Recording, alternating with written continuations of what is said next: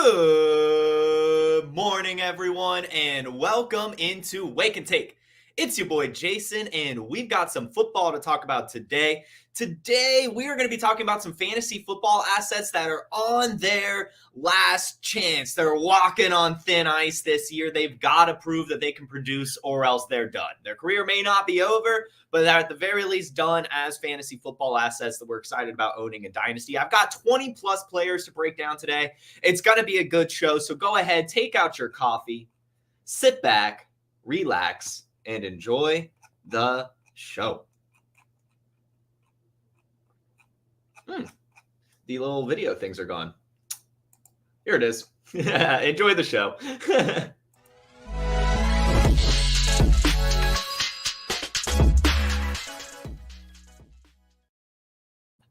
Talk about a clean opening. That was awesome. Great stuff, Jason. Anyway, good morning to everyone here. Glad to see you all on the chat, wherever you're listening. YouTube, Facebook, Instagram, Twitter, the podcast. Thank you very much for tuning in. Good morning to you, Mark, Plumber, Ryan, and Donald out in Yosemite. Have no idea how this guy has internet connection right now. I've been there. No internet to be had in most of our national parks. And crazy enough, Yosemite ties into a tangent I had planned to open today's show. I don't normally start the shows off with tangents, but I last night I kind of found myself thinking, if you will. Not many of you know this about me, but I actually went to college for journalism. But before that, I did do political science because I have a little bit of a soft spot for history and stuff, and I like politics, or at least did at the time. And it was just, it was really nice. And last night, I kind of got to thinking about U.S. history. I'm a nerd. I got to thinking about U.S. history, and I was like, it's kind of weird. We have like, everything in U.S. history really from like 1776 to like the Civil War. And then we kind of like skip. We go from like the Emancipation Proclamation to like World War I. We like very briefly say, oh, the Industrial Revolution happened and Teddy Roosevelt was president and now we're at war. And I just kind of, I took a pause and started thinking about that for a minute. It's very interesting that we've completely skipped over that. I feel like in our history classes. And it's a very, very interesting period of time, similar to kind of where we're at now, where there's a lot of different developments going on technologically. We're kind of going through a little bit of like a paradigm shift from like back then it was the Industrial Revolution. Now we're kind of in like the super industrial revolution, if you will. Anyway, I got to thinking about that and why we're kind of how that's like a forgotten era of time almost. We very much gloss over it when we think about our country's history and world history and everything. And then that got me thinking, what about some fantasy football players that we don't really think about, or at least are going to end up being forgotten in the history books? There's a lot of players like that throughout really the history of the NFL where, maybe they have a flash and then they go away, or, they have very high expectations, whether it be by draft capital, college production, what have you, and they never pan out as a prospect. So I, again, put together 20 players today to talk about it. And yeah, so here we go. We will start with Taquan Thorton. You guys know that I have a soft spot in my heart for these speed threat wide receivers. He was the fastest player at the Combine in 2022, catapulting his draft stock, really. He didn't do too much at college, got that second-round draft capital by the New England Patriots. And, of course, this was the Bill Belichick regime who always misses on wide receivers, and that has been the case so far. However, I believe he still has one more shot because there's still not that much speed on this Patriots offense. Now, of course, this is a make or break year for him. He's got to do it. But Drake May has a cannon for an arm. We saw him use his deep threat Tez Walker pretty well in college. So I would assume that Taquan Thornton has that role still on this offense, regardless of how good he's been, because there's no one else really that can take it from him. So I do expect him to be on the field. We've just got to see what kind of production he has. So it's a make or break year for Taquan Thornton. So I just would say, I guess overall, I would say it's not time to drop any of these players. I think that we've got to hold on to these players one more year. So if any of these players are available and you've got the roster space, I think that it's worth taking a swing on these guys, maybe even half a season for some of them. We'll talk about that there. But, in your deeper leagues, especially, 3 wide receiver, 4 wide receiver leagues, I think Taquan Thornton is worth rostering just in case, because it is still possible that he ends up being those receivers. That's at least like a boomer bust speed option that does get you those spike weeks. We've actually seen it from him before. He has a 2 touchdown week, and one of them was even a rushing touchdown. So, I mean, this is a guy who has playmaking ability. He's just been on a piss poor Patriots offense. It's finally starting to find some life. Drake May, I really think will pan out, and I think that will unlock a deep threat, which right now is Taquan Thorton. So I just want to say, don't give up on him yet. The next player I pretty much am giving up on, but, you know, the argument is still out there, is Rashard Bateman. Now, I would say that it's pretty much done for him, but given the fact that the Ravens really did only add Tez Walker in this year's draft, Rashard Bateman is still kind of like there. Now, I will say last year was awful. Last year, he played 16 games and only had 32 receptions for 367 yards and 1 touchdown. That was really, really bad because there was no one on this receiving core. I mean, Mark Andrews was injured, right? Odell Beckham was there. Nelson Aguilar was having better weeks than Rashard Bateman was last year. And the fact he didn't do anything last year, of course, brings some concern. I pretty much think the jury is already out. But the argument is still there. We did see a little bit of a flash from him his rookie season. Not the greatest, but still 500 yards in only 12 games. So that it's still out there. I'm not too excited about it. They're not using his 5th-year option or anything. So this is his last year under his rookie contract. I doubt that a change of scenery is going to help this type of player. This is genuinely a make or break year for Rashard Bateman. I'm giving him one more shot before I completely call him a bust. Now, it is like he's 90% there, right? Like 90% there. But I think that we'll see how it goes. One more season. As the only receiving threat added was Tez Walker, who I just mentioned in the Taquan Thornton bit, is a speed, a deep threat, right? So Rashard Bateman's not that. That doesn't really affect his role in this offense. He should still be there. I just don't really have high hopes, but I would say that it's not worth dropping him quite yet. Now, you could probably end up dropping Rashard Bateman like week 4 if nothing happens. Like that's probably where it's at, but I still want to at least hold on to him until some games are played just in case. My next one is one I'm actually very, very excited about this season. I'm seeing a little bit of an Evan Ingram career arc here and Mike Gesicki. Mike Gesicki, of course, one of the most athletic tight ends we've ever seen. 6'6", 247 pounds. All of his workout metrics in the 95th percentile or higher. Really, really good college production at Penn State and has been solid enough in his NFL career, but has really fallen off over the last 2 seasons. Last year in particular, because he was in New England, a bad offense, and they also had Hunter Henry. And then the year before that in Miami, it was just Tyreek Hill and Jaylen Waddle getting everything, so there wasn't much volume. But we've seen actually 2 seasons from him where he had over 1,000 air yards. Both of those seasons, he ended up with over 700 receiving yards. And one of those, he actually finished as 8th tight end in a points per game basis. We have found himself now on a really good Bengals offense with a really good quarterback in Joe Burrow, an offense that has historically over the last few seasons used their tight end at least in a serviceable fashion. Now, of course, Hayden Hurst, CJ Uzomah, and even Tanner Hudson last year weren't great options, but they were pretty good options. And Mike Gesicki is more athletic than them, so I actually expect him to probably end up being like kind of top 15, at least on a points per game basis. Because we saw CJ Uzomah and Hayden Hurst when they were Bengals, they were actually both top 20 in points per game. And last year, Tanner Hudson, who literally came out of nowhere, was actually 25th in points per game amongst tight ends. So they obviously use this. Tyler Boyd is also gone, so there's a little bit of an opening in the middle of the field, which makes this 100% a huge make or break year for Mike Gesicki. He's heading into his late 28, early 29-year-old season, but like I said, that's parallels very much along with Evan Ingram, who was kind of floating, had some spike weeks, showed some flashes, and then really didn't truly break out until, really the end of his career when he ended up on an offense that utilized him in Jacksonville. So I see a lot of that same things happening here in Cincinnati with Mike Gesicki. Highly recommend picking him up if he's available or maybe going to make a move for him, but definitely don't drop him yet. The next one is probably the biggest make or break player of the season.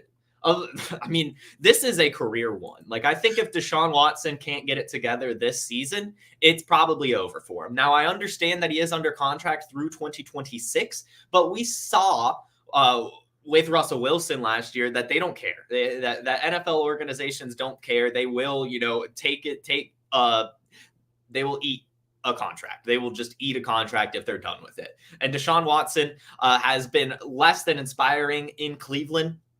In fact, it's almost eerie his past 2 seasons in Cleveland, how similar they are. In both of the last 2 seasons, he's played exactly 6 games.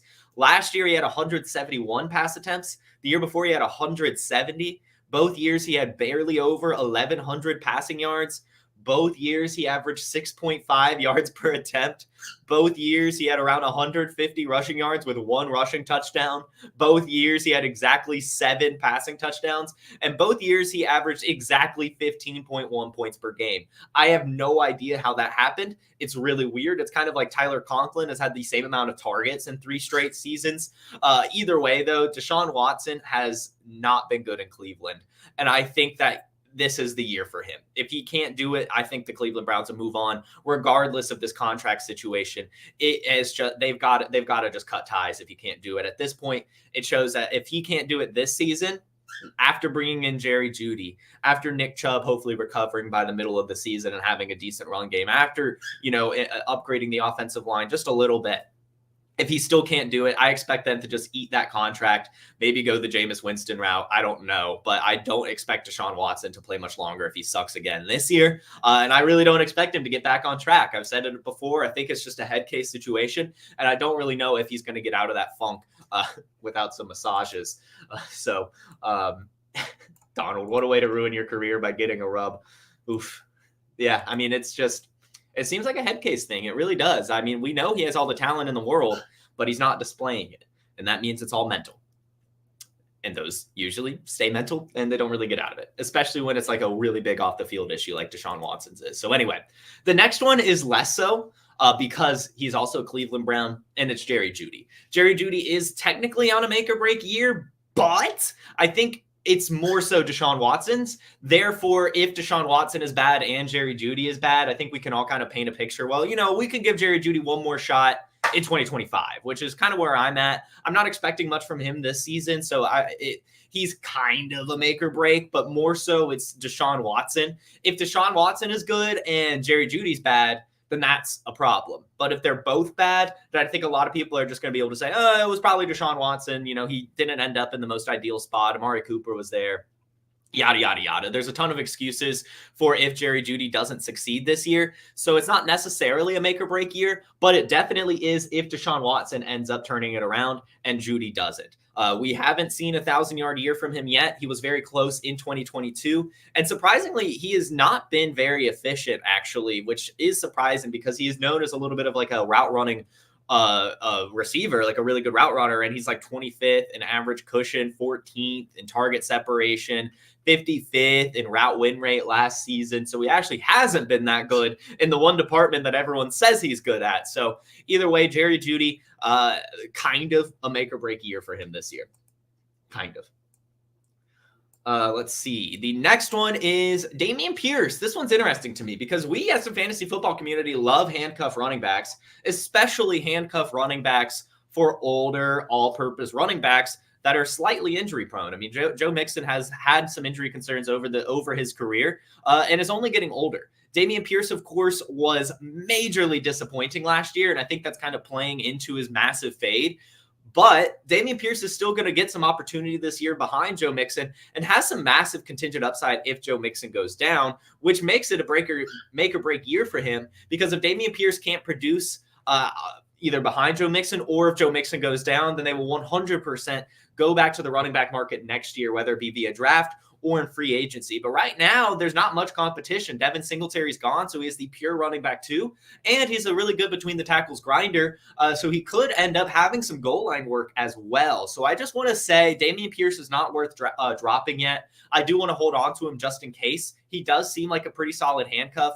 We saw the 900 yards rushing his rookie season.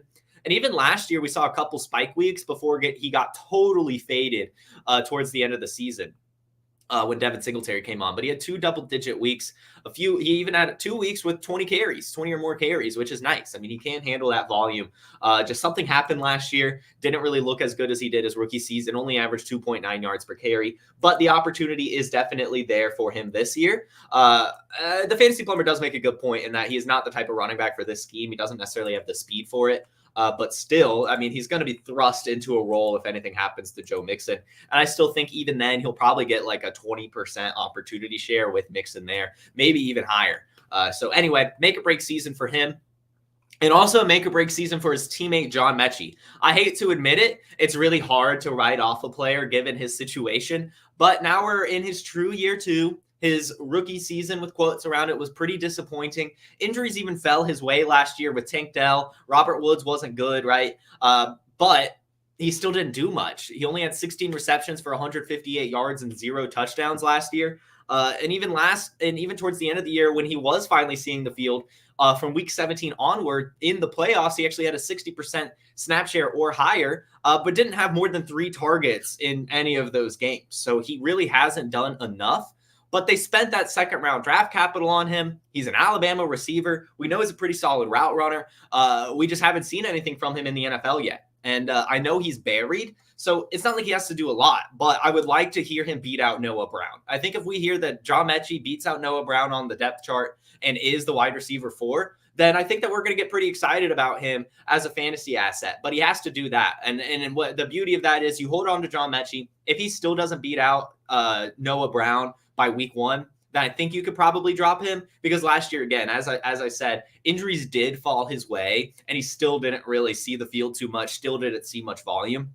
Now, of course, it was his rookie season, so you can't expect too much from him. But I think going into now his year 2 with such a good quarterback on such a good offense, I would like to hear him beating out Noah Brown. And I would like to see him see the field at least a little bit, catch some passes, even like not asking for a lot. But if everyone's still healthy, like if Tank Dell, Stephon Diggs, Nico Collins are out there, and he can find himself getting 3-4 targets a game still, then I'm getting pretty excited about this player. I really, really am, because Stephon Diggs won't be on the team next year. So anyway, John Mechie, I think is a make or break year for him. The next guys are Titans, the Tennessee Titans. I'm just going to quickly put them together. And that is Trayon Burks and Chig Okonkwo. Chig Okonkwo and Trayon Burks, I'm going to hold them to different standards for sure. Right now, of course, Trayon Burks is buried on the depth chart with Tyler Boyd being brought in. So I'm not expecting a ton of volume for Trayon Burks. But if some injuries are to fall his way and he still can't crack the field, get opportunity, then it's a huge concern.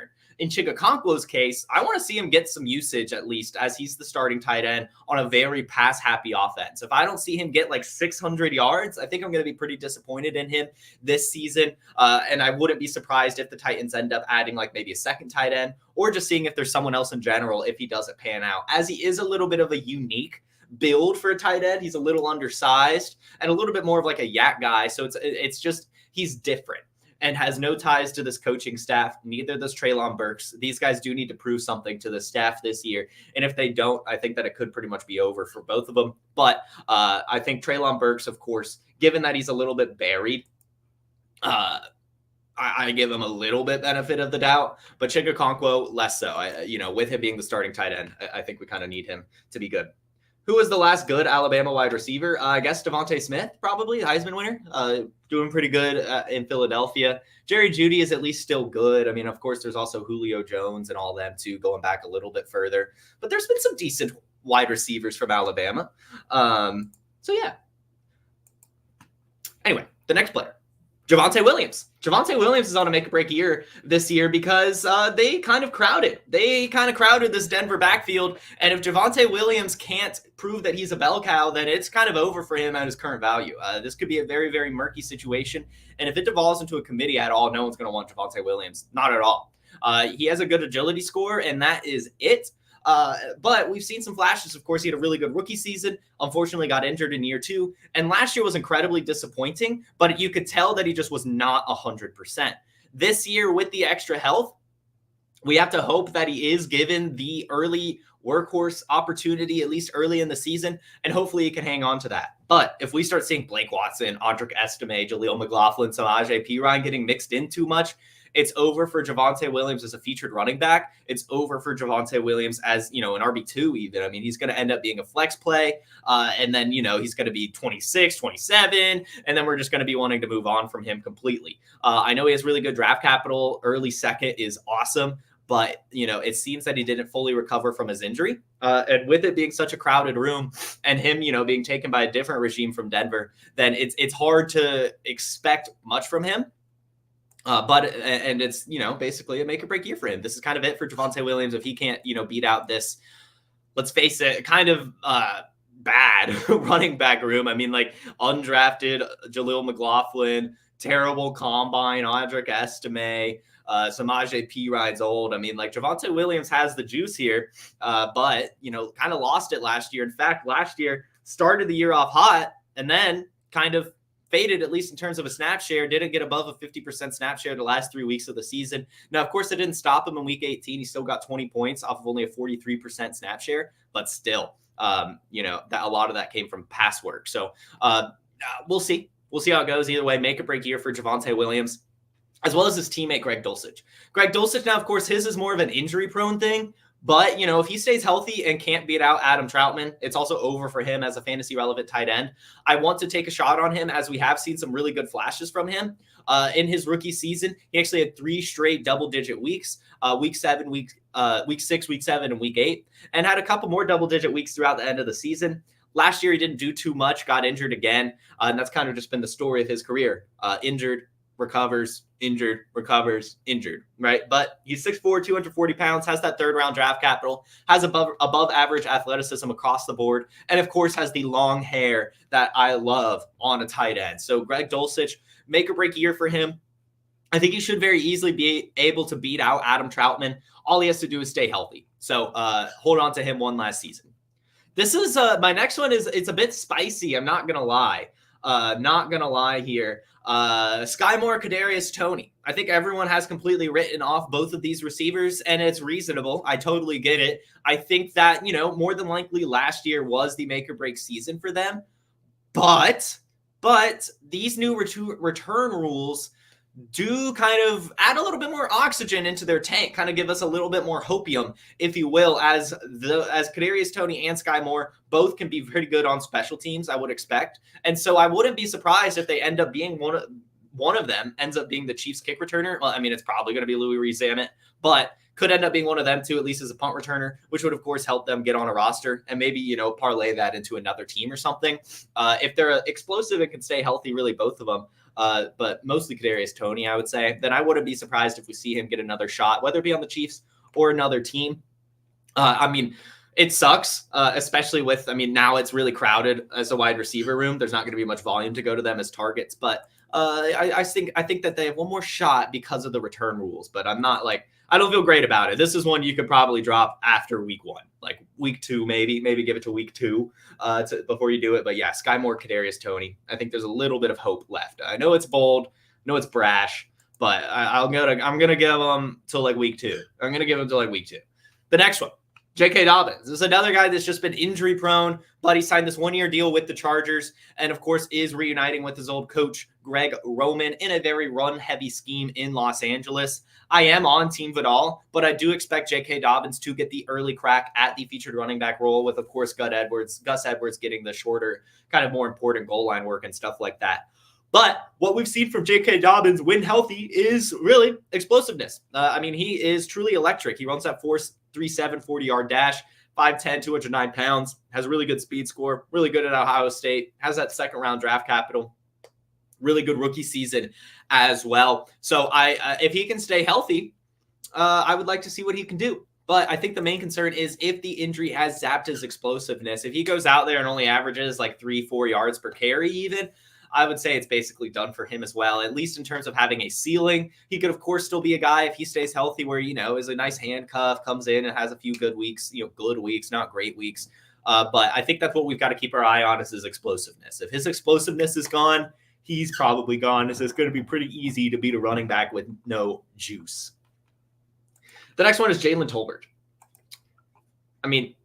All of you listen to Wake and Take. You've probably already dropped Jaylen Tolbert. And I'm just kind of doing a benefit of a doubt thing here. I would have dropped Jaylen Tolbert a long time ago. As you guys know, I'm a huge Ryan Flournoy guy. But, technically still on the depth chart, Jaylen Tolbert is that wide receiver 3. He does, of course, have the higher draft capital than Ryan Flournoy. So he's going to have the opportunity. So it's a make or break season for him for sure. That's really all I have to say. I don't think he's going to do it. But I also, have to kind of give a little bit of a benefit of a doubt, have to understand how the depth chart is, set up, and that Jaylen Tolbert will at least get the first crack to be the wide receiver 3. I just think he's going to lose it. But that does still show that you have to roster him in case he doesn't. I just think he will. The next one, Daniel Jones, Danny Dimes. We are seeing now, and it concerns me. We are seeing now how invested the New York Giants were in the quarterbacks in this rookie class. All those clips coming out from Hard Knocks of Jaden Daniels, doing the film studying, Drake May doing this film studying. They brought in these quarterbacks because they are not sold on Daniel Jones. They may not be saying that because there's also clips coming out that they're like, oh, we paid Daniel Jones, so he's not handing, we don't pay a quarterback $40 million to hand it off to a $12 million running back. This is coming out, we want to give Daniel Jones one more shot. We want to give him his weapon, yada, yada, yada, which points exactly what I'm saying. This is it for Daniel Jones. He has to do something. He, of course, had a really, really good 2022. Even got a playoff win, 3,000 pass yards, 700 rush yards, 15 passing touchdowns, 7 rushing touchdowns, was 10th in fantasy points per game. But last year was awful. Only had one game with more than 11 points. Only one game with more than 11 points. Now, of course, that was a 30-pointer, but he had a 6-point week, a 5-point week, a 10-point week, a 7-point week, and a 2-point week when he got injured. The guy was awful last year, and it stands to reason that, the tape is out there, that NFL teams really did figure out what's going on with Danny Dimes. So I think that this is a make or break season for him for sure, especially seeing how invested the New York Giants were invested in this year's rookie quarterback class. And I would be terrified if I rostered Daniel Jones, to be completely honest with you. I would be shopping him. I know a lot of people are pegging him a buy, but I don't think the Giants are actually into him. I know he has the injury clause as well. If he doesn't pass a physical, then he is, due a fully guaranteed contract next season as well. So Daniel Jones, I think, is someone we probably need to get rid of. However, it is a make or break season for him. He can totally end up bouncing back and kind of solidifying his dynasty value. But it's definitely a, kind of last chance season from him. I would say if you own Daniel Jones, to go ahead and pick up Drew Lock. They signed him to a 1-year, $5 million guaranteed contract. That is backup money, but it is also like, we could ask you to play at some point type money as well, especially with it being fully guaranteed. So Drew Lock is someone I'm keeping my eye on as well, since this is a make or break year for Danny Dimes. The next one is less so because, obviously he's still going to get a few more opportunities with his draft capital, but Johan Dawson. We saw his rookie season that he was a touchdown phenom, really. And then last year, he was the exact opposite, right? He had 7 touchdowns in only 12 games as a rookie and only 4 touchdowns last year. In fact, less receiving yards and touchdowns despite playing in 5 more games. That is not good. Last year was pretty bad, but it stands to reason that it was Sam Howell just not really being able to, spread the football around enough, if you will. So Jahan Dotson now with Jaden Daniels, Cliff Kingsbury especially, who will utilize Jahan Dotson a little bit of his deep threat, where we saw even AJ Green have some spike weeks at the end of his career in this offense. Jahan Dotson should have some spike weeks this year. So it's a make or break year, more so for what type of wide receiver he is. I think that he's still going to end up being a guy that hangs around on rosters. He's had 500 yards the last 2 seasons. That's really nothing to scoff at. He's still a good role player, but is he, a good red zone threat? Is he, a wide receiver 2? What is he? That's what he has to prove this year because, Luke McCaffrey's right behind him. It could stand to reason that slot receiver ends up, at least in his career trajectory, being a guy who gets more targets than Jahan Dotson. So yeah, this is not necessarily a make or break year because it's only year 3 for him, and he has shown enough production to where I don't think NFL teams will give up on him. But his value could pretty much lose a lot if he doesn't do anything again this year. But he doesn't have to do a ton. I think if he again gets 500 yards, but gets back to 10 touchdowns, then we're pretty excited about Jahan Dotson. So anyway, keep your eye on him. I would say that this is a make or break year, at least in terms of what type of receiver he is. Is he someone that we can rely on, or is he just a guy? Which leads us to JMO. Good old JMO. Jameson Williams. We saw it early in the chat from the Fantasy Plumber. Buckle in for another JMO love fest. I purposefully have tried to be as I've tried not to have as many takes in this show. I mean, of course, you got to throw a few in there, but I'm trying to be reasonable here. And so I am throwing Jameson Williams on this list. As much as I love this guy, he has no excuses. Obviously, rookie season, he had the injury. Last year, he had the suspension. This year, no excuses. In fact, I would expect at least 100 targets for him this season. If he doesn't get that, then there's a really big problem in this wide receiver profile. He really does have to do. I want a lot from J-Mo. I'm not going to lie. I don't want to see a half-ass season from him. I want the volume, and I want to see some explosiveness from him. If I don't see any of that, then I am officially out. And I do have high expectations. And I'm being honest with you guys. I want those high expectations met. If you look at the targets from the Detroit Lions between Sam Laporta, Amon-Ra, and Jahmyr Gibbs last season, that's only 355 targets. Jared Goff threw the ball over 600 times last year, so that's over 250 targets still available in the Lions offense for someone. And I think that Jameson Williams should, get a really good, decent chunk of that if he really is the receiver that the Lions spent that first-round draft capital on. So no excuses from him. This really is a last chance season for him. Make or break year. No excuses. No excuses for him. Christian Watson is the next, another player that I like a lot, but he has struggled to stay healthy. Luckily, he has flashed when he is healthy, which has helped, at least keep his dynasty value in a decent range. But if he gets hurt again, and like Jaden Reed or Romeo Doubs or whatever, ends up being a true wide receiver one for this Packers team, then it's probably also over for Christian Watson, at least in terms of being a guy that you would want as an every week starter. I'm sure he could, at worst, probably just end up being a boomer bust guy when healthy and a guy that you just throw on your IR when he's not, because he is extremely athletic and he does still have the spike week potential. But a guy that earns that injury prone label for 3 seasons in a row, he's probably going to keep it, to be completely honest with you guys. Now, we're hearing a ton of reports that, he's fixed his hamstring and everything. So that's why this is a make or break year. I mean, if he has another hamstring issue, then what? I mean, that is just something's wrong with him, right? Something is just truly wrong with him. But it's just, we've seen some incredible spike weeks from him. I mean, what was it, 8 touchdowns over a 3-week span? I mean, come on, right? So Christian Watson, absolute stud when healthy. Can he stay healthy is the big question. Make or break season for him. Next is Jonathan Mingo. Jonathan Mingo is a fun one. Now, this is another one where I'm not expecting a lot from him. I don't think he has to do a lot. But last year, unfortunately for him, he was thrust into a role that he's not for. He is not an outside wide receiver one threat. That is not what Jonathan Mingo is. That's never been what he is. Unfortunately, the Panthers made a bad decision putting him there and drafting him as early as they did.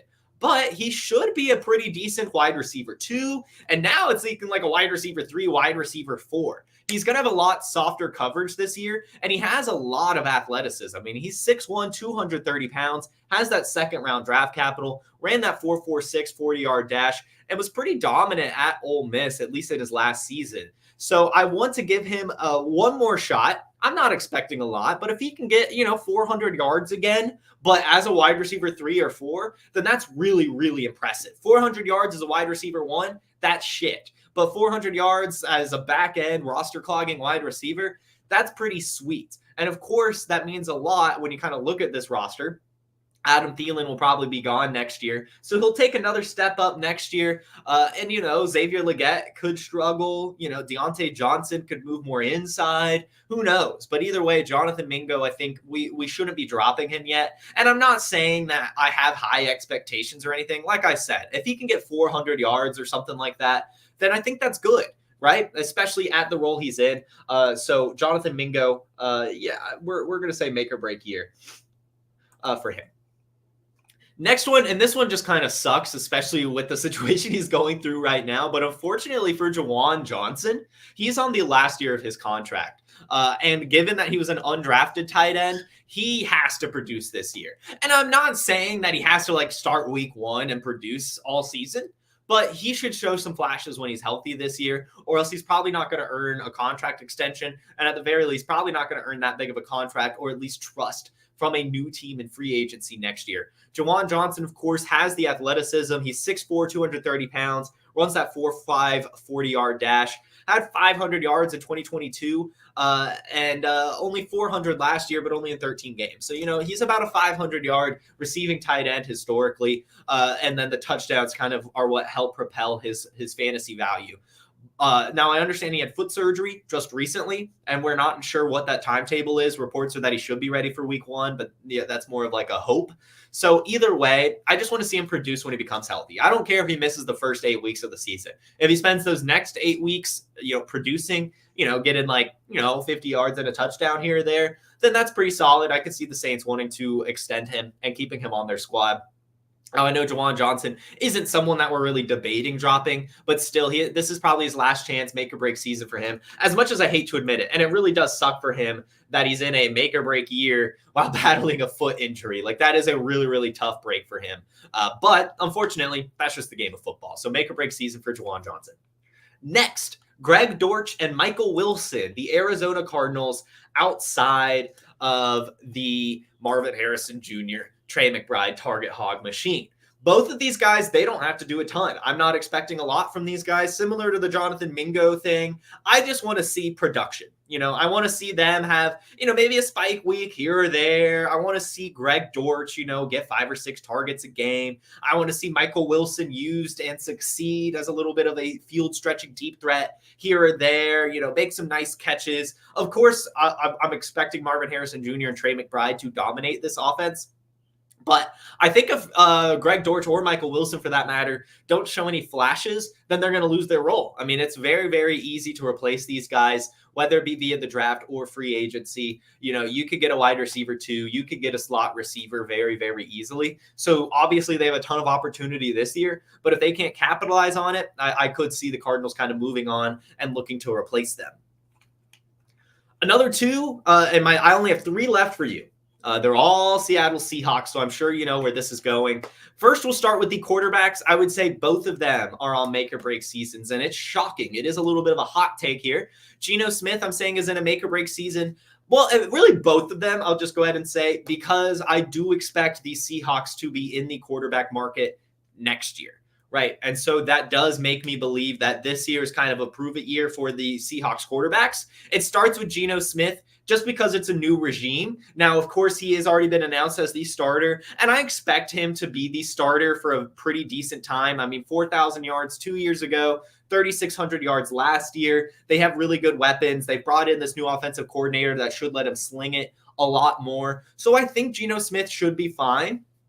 But if he underperforms at all, I wouldn't be surprised if towards the end of the season, the Seahawks see what they have in Sam Howell. Just because, they did trade for him, right? I think it was a 5th-round draft pick, which of course isn't a lot, but they brought him in for a reason. Again, a new regime. They want to figure out their quarterback. And of course, it's going to start with Geno Smith. But if he's disappointing, or even I would just say lackluster, I could see them wanting to shake it up and seeing what they have in Sam Howell. Of course, last year, Sam Howell was really, really good, at least in terms of if you just look at the stats. 3,900 pass yards, 21 passing touchdowns, 263 rush yards, and 5 rushing touchdowns. It was pretty solid. His issue, of course, was that he took sacks at an unbelievable rate. But that can, of course, be coached out. And with his youth and this being a new regime, I wouldn't be surprised if the Seahawks want to give him a chance. But, of course, he's going to have to do well, or else they're just going to look for a quarterback next year. And Geno Smith is under contract in 2025, so he could be like a bridge guy, right, if he plays well. Like maybe they could bring in a rookie to sit behind him next year. But either way, this is kind of a last chance for really both of these guys, I would assume. Sam Howell, maybe less so. If Geno Smith plays well and doesn't, let Sam Howell have a chance, then Sam Howell will probably have another chance somewhere. But something's telling me that the Seahawks want to see what they have in Sam Howell, at least a little bit, just a little bit. Yeah, exactly. Fantasy Plumber. Howell got traded for more than Justin Fields. Think about that. I do like Harry Snowman says, it was a cheap investment to cover the backup spot. I agree. I don't think they brought in Sam Howell to be a starter. If that were the case, they wouldn't have already announced Geno Smith as the starter and said, hey, we're not even having a competition, right? But Geno Smith has struggled historically, kind of had this resurgence a couple seasons ago. But I could see if he underperforms or is just, struggles or even just kind of average, I could see week 12, right? It's going to be like end of the season. Like, I'm not panicking about Geno Smith at all, but like if the Seahawks have like kind of lost their year, like they know they're not making the playoffs, and Geno Smith has just been, 3,000 pass yards, 20 passing touchdowns again, I could see them just kind of pulling the plug and seeing what they have with Sam Howell. That's more so where I'm at. The last player on the Seahawks is Noah Fant. Similar to Mike Gesicki, these athletic tight ends kind of just take some time, but he still has that first-round draft capital. He still has the athleticism, 6'4", 250 pounds, 4'5", 40-yard dash. And we've seen a decent bit from him. In Denver, it was just not good. They didn't really have great quarterback play. And last year in Seattle, there was 100 tight ends on the roster, so he wasn't given much opportunity. But still, last year, he brought in 32 of his 43 targets. He had 400 receiving yards and just no touchdowns. But he averaged 12.9 yards per reception, which is pretty admirable. And that athleticism is awesome. And you can actually look at some underlying efficiency metrics, and he was solid last year. He was third in yards per target, third in yards per reception, fourth in catch rate, second in target separation, second in contested catch rate, and fifth even in production premium.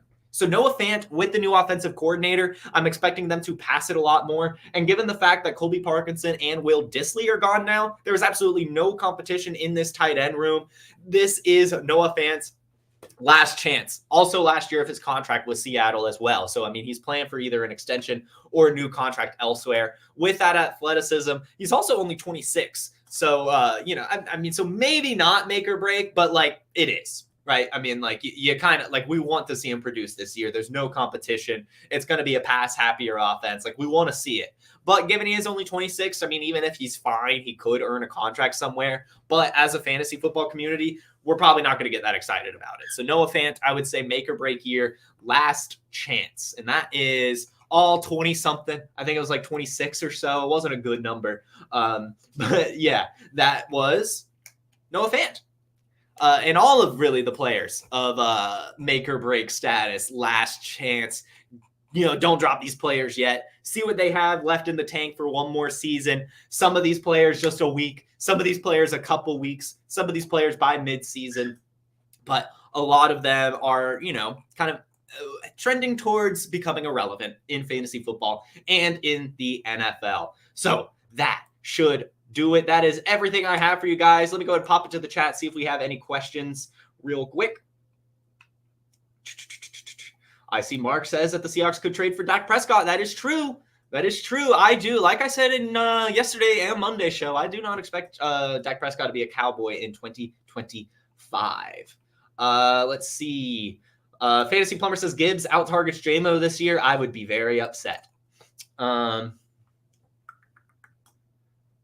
Harry Stoneman says this is playing in two places. Yes, I simulcast Wega Take as well to the Player Profiler News channel just to help get some more content over there, help build out that channel as we get started. So make sure you subscribe to Player Profiler News on YouTube. Let's see. Trying to trade Madison for any third with no luck. Would you hold or take a fourth? Yeah, I would take a fourth, dude. I would just take a fourth. I am not expecting much for him at all. I think that Zamir White is going to be a stud, and I expect actually Dylan Laub to be kind of the RB2 pass catching guy right behind him. Madison will probably get a little bit of work, but we know that he's bad. We know that Alexander Madison is bad. So Alexander Madison, if you will. So I would just get any draft capital. Think about it. Ryan Flournoy was a fourth round draft pick this year. Tank Dell, Puka Nacua last year. Those fourth rounders, of course, it's rare. It's rare for it to be worth anything, but it's definitely worth more than a handcuff running back. You can get a ton of those. Thank you for correcting me, Dustin. Looks like Bateman did actually sign a 2-year extension. But I will say they have an out after this season. So it is. I was kind of right in saying that this is the end of his contract, but also wrong in that he did sign another contract. However, there is an out on it after this season, which I fully expect them to take because his contract goes from a $1 million base salary this year to then a $4 million salary the next year and a $6.5 million salary the next year. If he can't do anything this year, I would be surprised if they just don't move on from him. Cool. That should do it. That should do it. Thanks, guys, so much for tuning in. This was another fun episode of Wake It Tape. And you guys, a fantastic audience as always. I hope to see you all tomorrow at 10 a.m. Eastern on the Player Profiler YouTube, Facebook, Instagram, Twitter. Make sure you subscribe to Player Profiler. Make sure you subscribe to Player Profiler News. Make sure you follow me on social media, wherever you get it, at JFootballWine, as well as Player Profiler, at Player Profiler, or at Roto Underworld. Find the Wake and Take podcast via link in description. You all have is it Wednesday? Have a wonderful Wednesday and a fantastic rest of your week. Peace. Hey, I want to thank you for being part of this broadcast. If you have any thoughts on it, leave a comment. If you enjoyed it, make sure you leave a like. And if you want to see more shows on the Player Profiler channel, subscribe to it. That's how we know you want more.